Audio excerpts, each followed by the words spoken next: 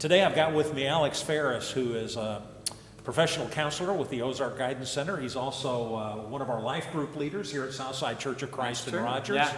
And we're glad to have you. Thank you for having me. Talk a little bit about, well, let me say this.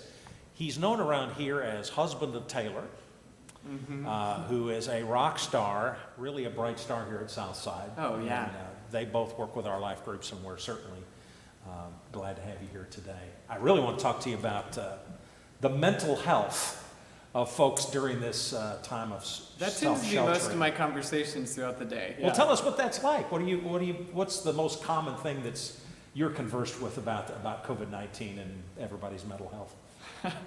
The school changes. So I'm particularly with our Rogers Benville Children's Services is my department. And so I get to work with our kiddos in the public schools. And that has gone through a little bit of a transition, which is good news lately. We actually have an opportunity because Governor Hutchinson put out a proclamation saying, hey, we know that it's kind of dangerous for you to come to us, so we're going to come to you. So right now we have us and many other mental health providers are able to do teleconferencing in a way that we've never been able to do before. Usually there's a lot of certifications and a lot of time and money that it takes to get there, but right now we're coming to you. So you're actually able to do a video we sure conversation with your clients. We sure are. Yeah. That is awesome. Yeah. I know they're doing that with physicians now with telehealth, so that is wonderful. You don't have to get exposed. And yeah. So if any of you out there are thinking to yourself that at any point, either in this discussion or later, or maybe it's been something that's been on your heart a while, go ahead and reach out to a local mental health provider. There's a good chance that they're doing the same thing that we are and can actually come to you. you know, being stuck at home is tough on kids. Yeah. What are you telling the kids that are really frustrated right now? Or is frustration part of the equation? Is it fear? Or what are the kids feeling, and how are they coping? I think it will be. Right now we're in the middle of spring break, and so it's sort of like an extended spring break is kind of how a lot of the kids I've talked to have been interpreting it. But I think come Tuesday, whenever they would be going back, I think we'll see a lot more of that. So parents, be prepared. If things haven't gone awry, it's possible that they will. Yeah, our 15-year-old isn't real happy with doing online schoolwork. It's quite a challenge. Yeah, that has been a shift. That's been the first thing I've been asking about. How are you adjusting to this? Because some kids, they thrive, they love it, they have even said, oh, I like this so much better because I don't like being around people that much anyway, and this is my perfect out. Others who are missing that social element, that's the biggest thing I would hear is, I miss my friends. Yeah. And so adults, if you have a way to put your kids in a healthy, safe, and meaningful conversation with their friends, help them continue that, then by all means do it. I know that our youth minister, Andy, has been utilizing Zoom, which allows some video contact. Yes, that's the platform I've been using as well. Is it? Yeah. Is it? Yes. So we're getting well acquainted, me and Zoom.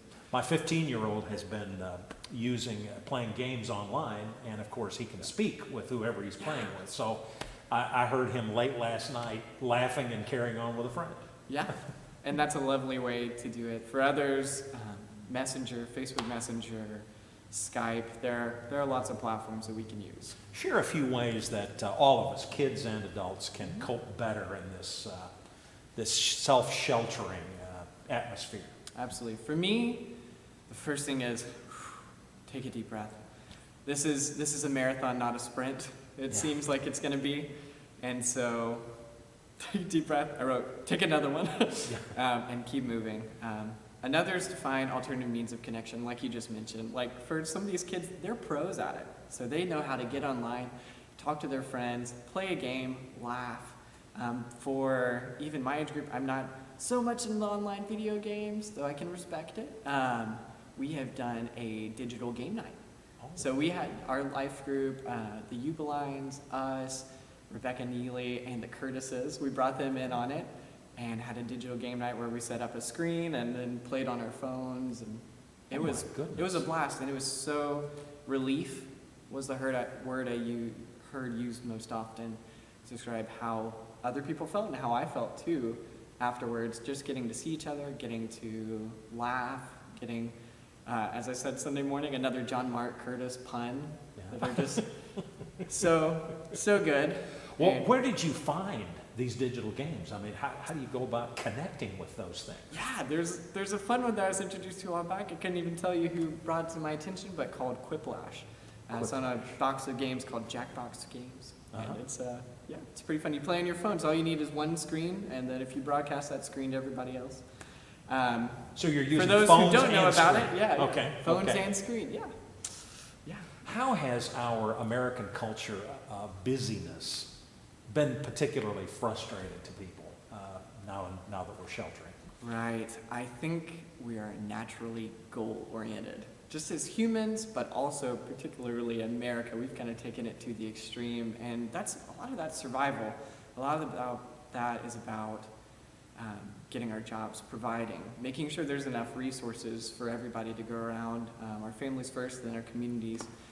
And unfortunately for a lot of people, the means of fulfilling those goals has been taken away with the removal of jobs, with people being let go, with people just unable to go to work. Yes. And so I think it's really important to pivot, to kind of change our mindset to say we can still have goals, set goals, and live them out. And I think that's part of living a purpose-filled life.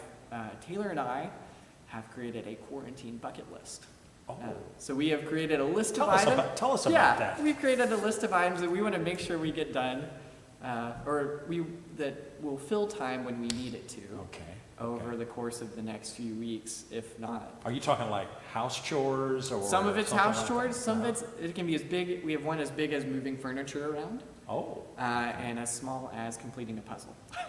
But whatever happens, we're gonna try and keep moving and check those off whenever we need a little pick-me-up. We've had a jigsaw puzzle for about a week, and it gets really quiet in the house, but boy, the time flies. Yeah, absolutely, absolutely. Yeah, it used to be you would get the jigsaw puzzles out when it was snowy outside and you couldn't go anywhere. Now that we're stuck inside, why we do that?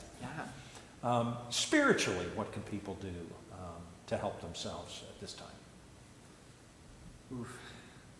Is It's a great question. Does prayer, I mean, we talk to God, we pray to God. Does it help us in a practical way, in a way that where we experience something that's good? I think so. A couple things come to mind. One is that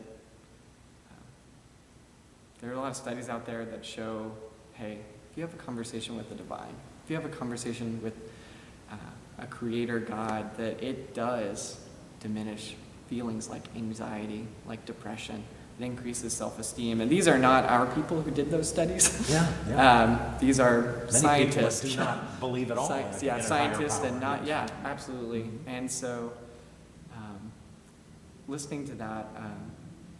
What about people who are depressed? I mean, we've got people with mental illness. We've got people with obsessive compulsive disorder. We've got people who are bipolar, who are manic and depressive. And boy, if you're in a house and you're experiencing all of that and you got OCD and you got depression, do you have any special counsel for people in that situation? Sure. I would say have a look at what you can control, kind of the surrender prayer. Right? Okay. Be mindful of what you can control, be mindful of what you can't. Have patience with yourself as you struggle to kind of know the difference between those two things, because it can be a fine line sometimes.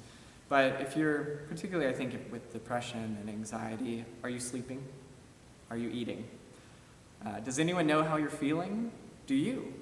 Take the time to make sure that you're being mindful about yourself and what you need. You may need to take some steps outside. You may need to take a break from digital media. You may need to just talk to a friend. But whatever it is, check in with yourself regularly, because this is an ongoing situation. Yes. And so Still some days will be unfolding. good, some days may be hard, and just be sensitive to that. It's amazing how an old-fashioned device like a telephone Yeah, has really, it cheers people to hear a voice on the other end of the Absolutely. line. And it's safe that way. yeah. You're not going to give somebody COVID-19 That's by true. being on the telephone. Yeah, but those same social needs that we have any other day, any other week, are still there. And so I Yes. think that's one of the main ways you can connect with other people. Any final words of encouragement to our folks? Take a Do breath what you like can. just Take a did. breath. Yeah. Do what you can. We'll get through this together. Yeah. Yeah. and look and see it coming. The end is coming. The end of this terrible time is coming. But we just have to be patient. Absolutely. Not really one of my strengths, I have to admit, but something we're going to learn during this time. Yeah. Yeah, that may be one of the things God's inviting you into.